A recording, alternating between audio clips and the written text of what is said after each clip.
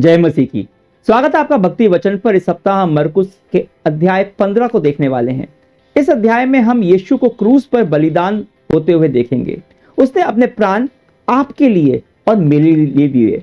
उसका वह कष्ट, वह वास्तविकता है, वह प्रेम का सबसे बड़ा काम है जो आप और कहीं पर भी नहीं देख सकते। और सच बताऊं, मैं इस लायक ही नहीं हूं कि मैं इसके बारे में बहुत ज्यादा गहराई से बात कर पाऊं। मैं नहीं जानता हम में से कोई भी है, पर परमेश्वर ने क्रूस के द्वारा अपना प्रेम हम पर उजागर किया है। मेरी आपके लिए और अपने लिए प्रार्थना है कि जब हम इस अध्याय को इस सप्ताह पढ़ें, आप यीशु के प्रेम की वास्तविकता को अपने अंदर महसूस कर पाएं। आपको यीशु और उसके प्रेम की वास्तविकता का प्रकाशन मिले।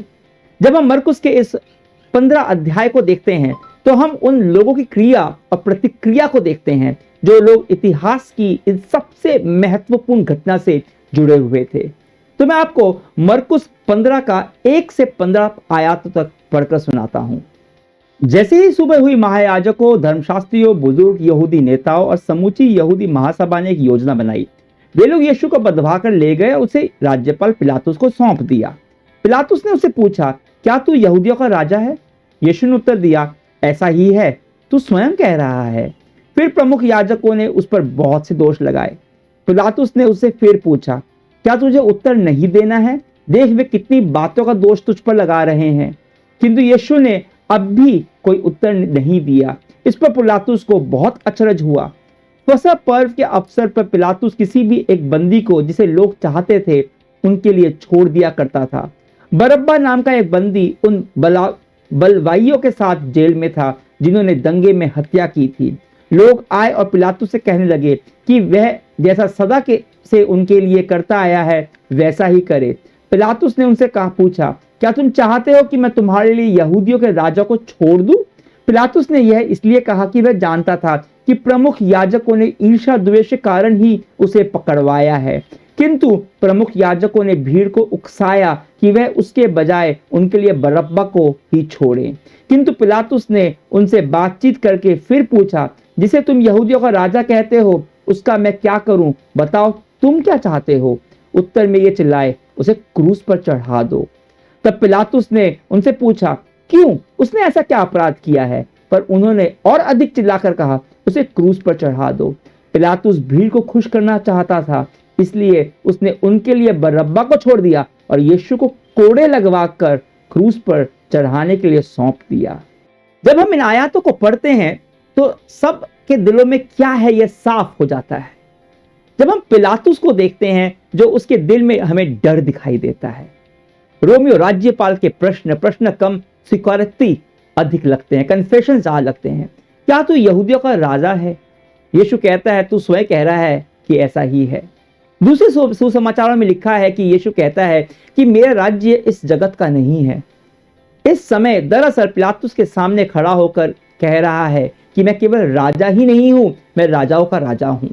पर पिलातुस एक डरा सहमा व्यक्ति है जिसे भीड़ का डर है। और पिलातुस हम में से अधिकतर लोगों का प्रतिनिधित्व करता है, अंदर से डरे हुए, सहमे हुए। पिलातुस अंदर से डरा हुआ था, पर बाहर से दिखाने की कोशिश कर रहा था जैसे कि वो पूरी तरह से नियंत्रण में है। मैं भी अपने जीवन में ऐसा ही नियंत्रण रखना चाहता हूं सबके सामने। यह ना स्वीकार कर कि नियंत्रण में दरअसल यीशु है, मैं नहीं। वो जिसकी नियंत्रण में पूरा ब्रह्मांड है, मेरी और आपका जीवन है। इस पूरे कहानी में हमें विरोधाभास दिखाई पड़ता है। जब परम पुरोहित के सैनिक यीशु को पकड़ने आए थे, उन लोगों का नियंत्रण में होना चाहिए था, पर यीशु वहां पर नियंत्रण में दिखाई दिया। उसने उस सैनिक के जैसे कान काट दिए थे, पतरस ने उसका कान जोड़ दिया, पूरी तरह नियंत्रण में था वो। यहूदी महासभा के अंदर धार्मिक नेताओं, जो शुद्धता का मंदिर था, धार्मिकता का मंदिर होना चाहिए था, वहां यीशु ही थे एकमात्र जो पाक और साफ दिखाई दे रहे थे, धार्मिक दिखाई दे रहे थे। और यहाँ पिलातुस जो कैसर सम्राट का प्रतिनिधि था, उसके सामने यीशु है जो राजाओं का राजा है। हमें विरोधाभास दिखाई देता है। अगर हम चारों सुसमाचारों को देखें तो पिलातुस ने कम से कम 7 बार यीशु को निर्दोष कहा। वह नहीं चाहता था कि यीशु को किसी प्रकार का दंड देना। क्रूस तो बहुत ही दूर की बात है, फिर भी उसने उसे छोड़ा क्यों नहीं? उसने वह क्यों नहीं किया जो उसी की नजर में उसे सही लगता था? क्योंकि वह सही काम तभी करता जब तक उसको उसकी कोई कीमत चुकानी नहीं पड़ती। और यह हमें मानना होगा कि हम तब तक सही कर सकते हैं, तब तक सही करते हैं जब तक कि हमें सही करने के लिए व्यक्तिगत रूप से कोई नुकसान ना हो। पिलातुस की यह कमजोरी हमारी भी है। जब तक खुद को कोई नुकसान ना हो तब तक तो सही काम करते रहते हैं। पिलातुस के दिल में डर था, वह यहूदी नेताओं का समर्थन खोना नहीं चाहता था। और पिलातुस यह भी जानता था कि याजकों के दिल में यीशु के प्रति ईर्ष्या है और द्वेष है। बाकी सारे आरोप जो वे लगा रहे थे वे केवल बहाना थे। असली कारण ईर्ष्या और द्वेष थे जो उनमें समाये हुए थे। यीशु के उपदेश और जो कुछ भी उन्होंने किया उस वजह से यीशु जनप्रिय थे और इसलिए वे लोग उससे ईर्ष्या करते थे, द्वेष रखते थे। और अगर आप जनसाधारण को देखते तो उनके दिल में न तो डर था न उनके दिल में ईर्ष्या थी, पर उनके हृदय में निराशा थी।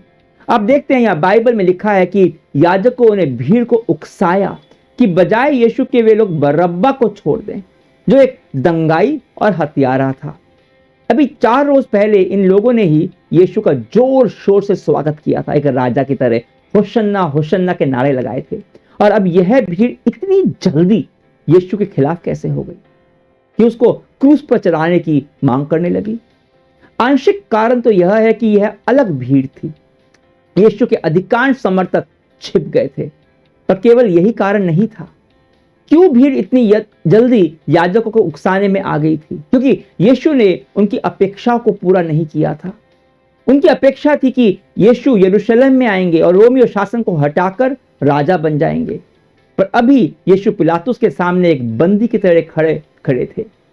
पिलातुस ने जो रोमियो शासन का नुमाइंदा था और इसलिए उन्होंने यीशु को नकार दिया। अब इससे पहले कि हम इन लोगों पर दोष लगाएं, खुद को देखें। क्या कभी ऐसा महसूस हुआ है कि आप यीशु से कुछ करने की अपेक्षा कर रहे हैं और उसने आपकी अपेक्षा के अनुसार काम नहीं किया? उस समय आपकी प्रतिक्रिया क्या होती है? संदेह होता है ना कि सच में यीशु ही परमेश्वर है। बहुत आसान है यीशु को नकार देना जब हमारी अपेक्षा के अनुसार काम नहीं करता वो।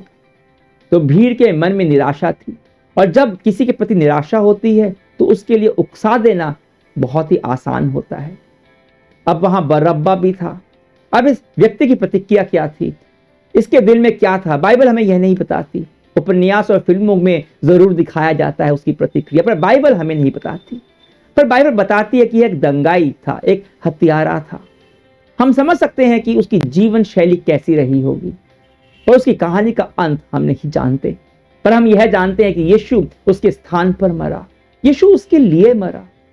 वह जिंदा बच गया क्योंकि यीशु मारा गया, और क्योंकि यीशु मरा इसलिए बरअब्बा के पास अनंत जीवन चुनने का अवसर था, जैसा कि मेरे और आपके पास है। हमने देखा पिलातुस के हृदय में डर था, याजकों के दिल में ईर्ष्या और द्वेष थी, लोगों की भीड़ के दिल में निराशा थी, बरअब्बा के दिल में शायद से खुशी होगी, उत्तेजना होगी, बच गया। पर इस सब के बीच में आप यीशु को देखते हैं, परमेश्वर के हृदय के साथ। इस सब के बीच यीशु चुप था। जो उस पर दोष लगा रहे थे उसके सामने वह चुप था। वह पिलातुस के सामने चुप था।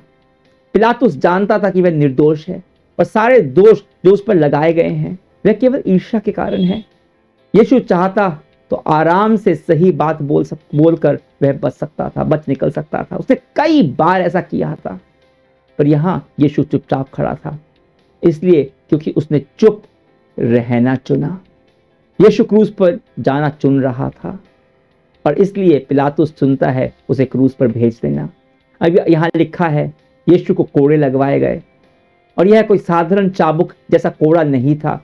इसमें चमड़े की कई सारी लड़े हुआ करती थी, और लड़ के छोड़ पे उसमें भारी एक बॉल के जैसे होता था, शीशे का बना हुआ भारी, और उसमें हड्डी के नुकीले टुकड़े होते थे, या जिसे मछली पकड़ते हैं कांटा जो होता है वो होता था। और जब इसे मारते थे तो केवल चोट नहीं पहुंचती थी, चोट नहीं लगती थी, पर वह मांस को खींच के चीर के फाड़ के उधेड़ निकाल देती थी।